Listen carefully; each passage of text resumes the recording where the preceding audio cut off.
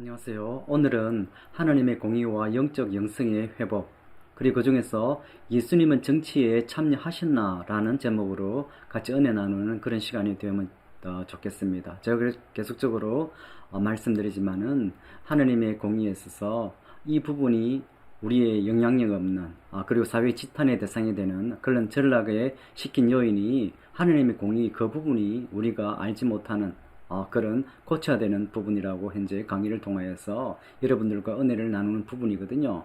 그래서 우리가 우리의 믿음의 선배들이 하였던 것처럼 우리가 이제 국가와 사회 영향력을 새롭게 하기 위해서는 교회의 공적 책임을 바로 세우는 일이라고 말씀드렸습니다. 첫 번째 슬라이드, 교회의 정치적 참여거든요.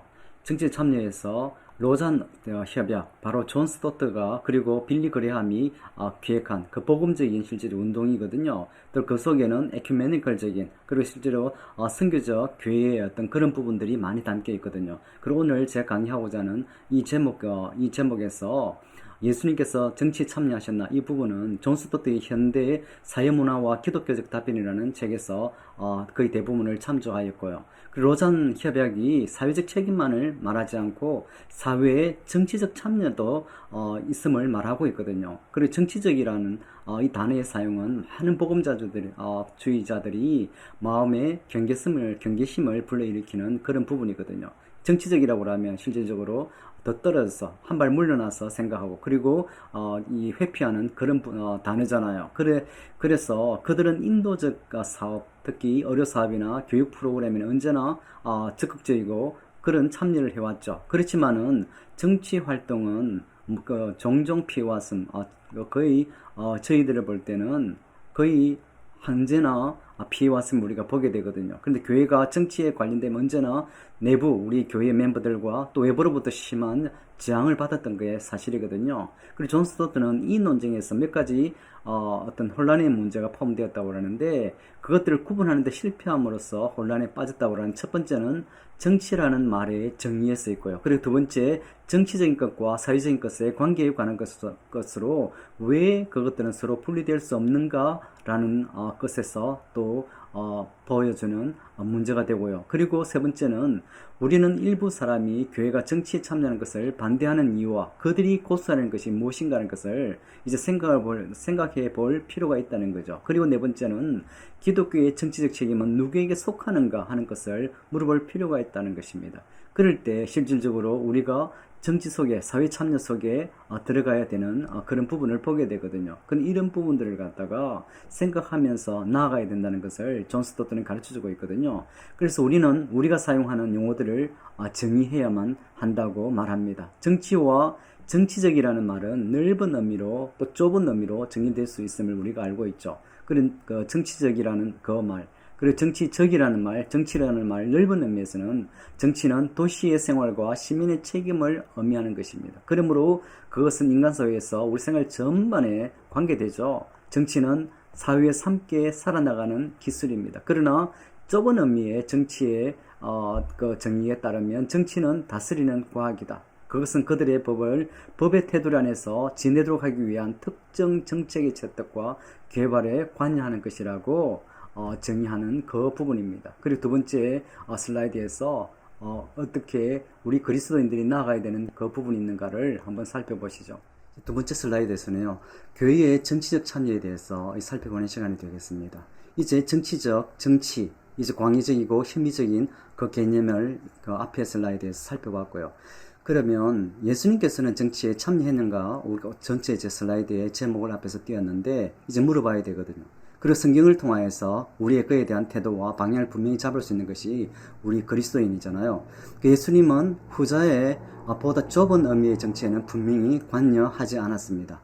예수님은 가이사나 빌라도나 헤롯의 정책에 영향을 미칠 어떤 조치도 취하지 않았죠. 그래서 이스라엘 무리들 예수님을 정치적인 메시아를 기다리고 있잖아요. 예수님께서 그런 조치들을 취하지 않을 때, 또 그런 메시아기를 가지 않았을 때 무리들은 예수님을 거절하였죠. 십자가에 내어주었죠.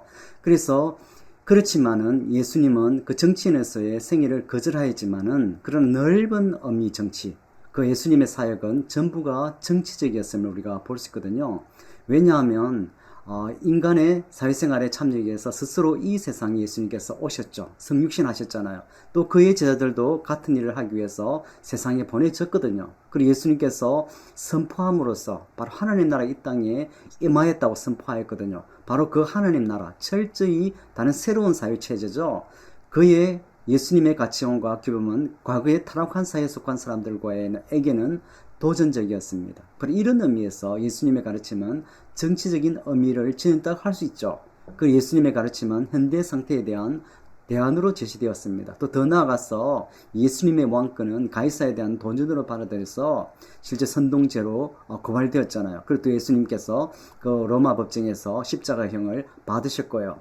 그리고 우리 그리스도인 개인 그리고 그룹의 정치적 사고 활동의 타당성을 인정한다 할지라도 교회가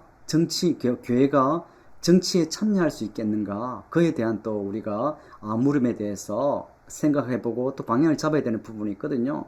물론 교회는 하나님의 복음과 법을 모두 가르쳐야 합니다. 그것이 교회의 목사, 교사, 우리 직분자들, 지도자들의 업무인 것을 보게 되죠. 그리고 교회가 어떤 문제에 대해서 성경적 신앙과 정의를 고수하기 위해서 어떤 태도를 공적으로 표명해야 될 경우에는 반드시 성경적 하나님의 말씀에 따라야 됩니다. 그리고 그 결과들은 하나님께 분명히 맡겨야 되는 거죠. 그래서 그 율법적인 신앙 그리고 하나님 앞에서 우리가 어떻게 세워야 되는 어떤 믿음의 어떤 그 부분에 우리가 앞에 세우게 되는 거죠.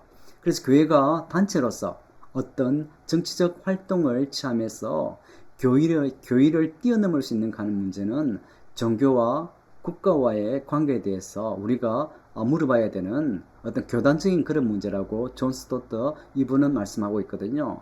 그래서 이 교단에 따라 다르다고 합니다. 그런데 이분이 말씀하는 어떤 분명한 기준은 뭔가 하면 교회가 전문적인 지식을 이 정치에 대해서 갖추고 있지 못하다면 결코 이 분야에 뛰어들지 말아야 된다는 점을 이분은 강조하고 있거든요. 그래서 우리가 오늘 말씀드린 교회의 정치적 참여에 대해서 오늘 간략하게 말씀드렸는데 바로 다음 강의에서는 제가 어떤 교회의 정치적 역할에 대해서 더 세부적으로 은혜 나누는 그런 시간을 가지도록 할 수 있겠습니다. 감사합니다.